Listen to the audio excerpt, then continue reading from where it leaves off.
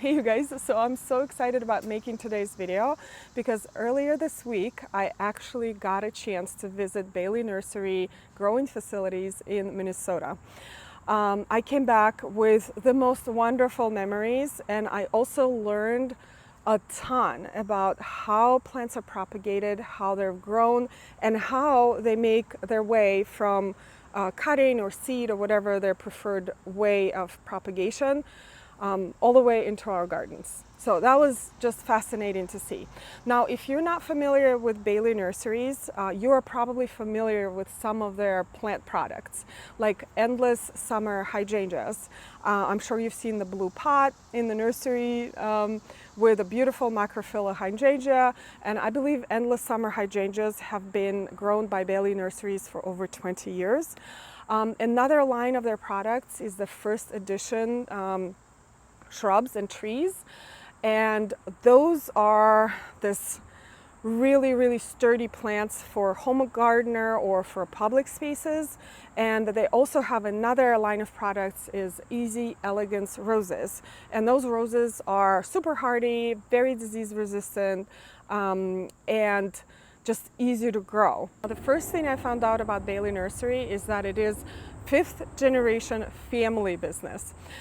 And Ryan McEnany, who invited me to the event, is the 5th generation. And we actually spoke about that very briefly. But from what I understand, passing a family business from generation to generation is very difficult because as the time passes, the passion kind of wanes. But I could tell that Ryan is just as passionate about plants as his great grandfather was. And I also got to meet Ryan's mom, Terry, who's the CEO of the company. And they actually, I think they have 5 different facilities, just as big as this one. And I was talking to her for a very long time because I was curious as to how is it to run such a massive operations as a woman CEO. And it was fascinating to hear all about it. And we also got to meet Terry's dad, Rod, who is the 3rd generation. And it was just so wonderful to see the whole family. And Rod's favorite hydrangea is White Diamonds, which also happened to be one of my most favorite hydrangeas. I love that more of the looser panicle on panicle hydrangeas. Now let me take you on our trip step by step. So the first facility that we visited was a propagation facility, and the propagation manager there, Dave, who is just so knowledgeable, a riot, fun, and so welcoming. He explained to us different methods of propagation, and that was very interesting because each plant apparently prefers its own method of propagation. So for example, birches, which I was sure can be easily propagated by cuttings, actually propagated by seed because they are very difficult from cuttings. So Dave showed us these little teeny weeny birch trees in in their cells that will eventually be made into trees. And there were fields of hydrangeas, panicle hydrangeas, hydrangea macrophyllas, and they grow those cuttings in sand beds. And the reason they do that is to ensure proper drainage for the plants. And my first question was, where is the food comes from? Like, sand is notoriously poor soil. So they actually have plant scientists on staff that cook up special fertilizers. And the watering was another question. So they actually recycle a lot of their water. They have a water reservoir right next to the greenhouses, and they just pump the water in the greenhouses. And by the way, all of the water is treated with copper.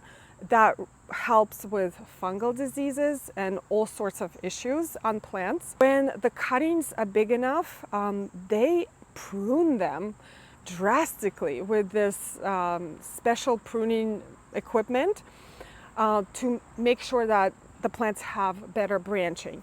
And as for the equipment, they're actually switching all of their equipment from gas to electrical. Waiting for that plane to pass. Anyway, they're trying to be as sustainable in their production as possible.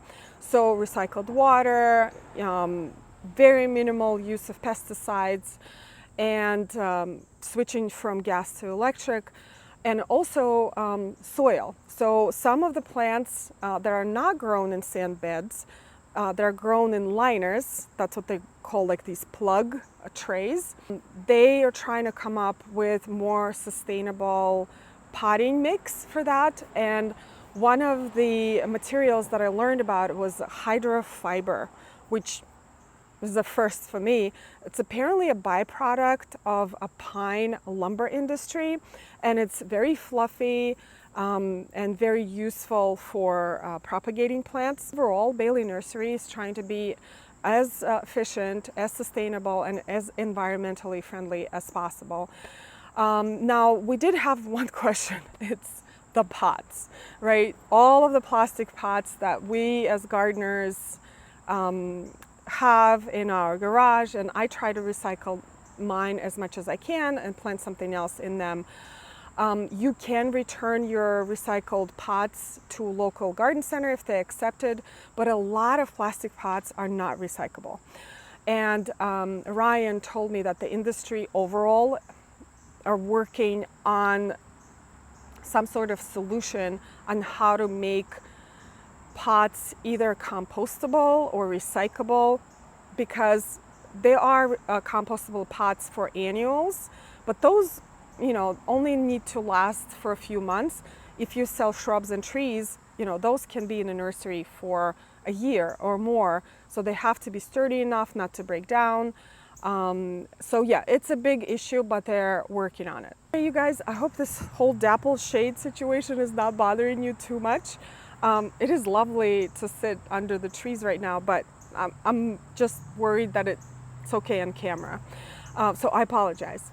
But our next stop was the growing fields.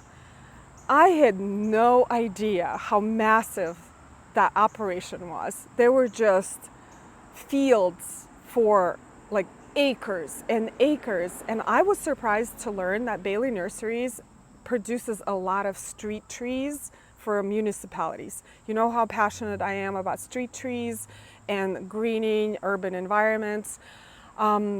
So Ryan told me that they sell a lot to different public spaces so we can have more trees. And another thing, seeing just rows and rows of shrubs, beautiful shrubs in the growing fields, was incredible. And then we got to see the container growing facility. And again, I was just blown away by how huge that place was. So the gentleman who was showing us the space said that at any given point of time, they have over 1 million of containers. I think it was 1 gallon, 3, 5, like spread of different sizes. And there were just acres and acres of ready plants, ready to go either for landscapers, wholesalers, garden centers. And then there was one field of Eclipse hydrangea, which is kind of a newish hydrangea. I think it was out last year. It's a first microphylla hydrangea with dark foliage that actually stays dark. And it's an improvement because I have a dark leaf hydrangea myself, and it's beautiful, but the leaves do not stay dark. They actually revert to green color. Now, the next stop was an absolute dream. When everyone saw it from the bus, there were these sounds of just excitement and an awe. And it was a hydrangea field. There were 2 types of hydrangeas in full bloom at the time when we were there. One was Little Hottie and another one was Berry White. Berry White is an improvement from Vanilla Strawberry, which I love Vanilla Strawberry, but unfortunately they tend to flop after rain. But the Berry White is an improved version that doesn't flop, and it was just incredible. You get out into this field and there are hydrangeas for days. just rows and rows of beautiful flowers. So imagine like a tulip festival in Holland somewhere, but with hydrangeas. Just a dream, absolute dream. And that same evening, we got to see Bailey Nursery display gardens, which were recently redesigned by Kelly Norris. And those gardens were so my vibe. So they were a combination of ornamental plants together with native plants, which is, this is me. This is what I do. I love my native plants, but I also love the ornamentals, and having them together was absolutely amazing. And just walking around those gardens and seeing how plants are combined was an incredible inspiration that when I got home, and it happens to me all the time, is I want to rip everything out and start from scratch. So I was making my mental list about all the plants that I want to have in my garden and replace plants that are not performing really well. So there's definitely a lot of planning and planting to come in my garden. So the next day, to kind of boost that inspiration, we got to visit Bailey Nursery Expo. This is where they show their latest and the greatest plants. And that was whole other thing inspiration wise. So just as you enter, there was the square of plants. I think it was maybe about 20 by 20, just full packed with gorgeous plants, gorgeous color.